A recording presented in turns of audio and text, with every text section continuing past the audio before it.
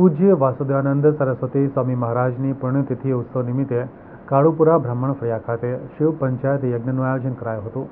વડોદરા શહેરના કાળુપુરા વિસ્તારમાં આવેલ બ્રાહ્મણ ફળિયા ખાતે શિવ પંચાયત યજ્ઞનું આયોજન પરમ પૂજ્ય વાસુદેવાનંદ સરસ્વતી સ્વામી મહારાજના પુણ્યતિથિ ઉત્સવ નિમિત્તે કરવામાં આવ્યું હતું। વિશ્વ કલ્યાણની પ્રાર્થના સાથે શિવ પંચાયત યાગ, દત્તયાગ અને પારાયણની આજે પૂર્ણાહુતિ થઈ હતી। હવે પુણ્યતિથિના દિવસે આરાધના પૂજા યોજવામાં આવશે।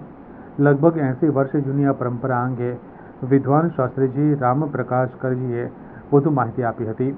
અહીંયા વાસુદેવાનંદ સરસ્વતી સ્વામી મહારાજની લગભગ 80 વર્ષથી પુણ્યતિથિ થાય છે કાળુપુરા બ્રાહ્મણ ફળિયામાં, અને એ ઘરે ગુરુચરિત્રનું પારાયણો કેટલાક કાળુપુરાના જે ભક્તમંડળ હતા એ કરતા હતા।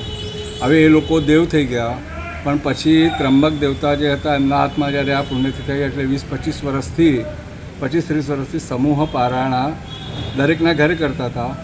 પણ કેટલાક હમણાં 15-20 વર્ષથી 25 વર્ષથી આપણા ઘરે અહીંયા આ ગુરુચરિત્રનો સપ્તાહનું પારાયણ 15-20 બ્રાહ્મણો બેસીને કરે છે, અને છેલ્લા દિવસે અમે દત્તયાગ કરતા હતા।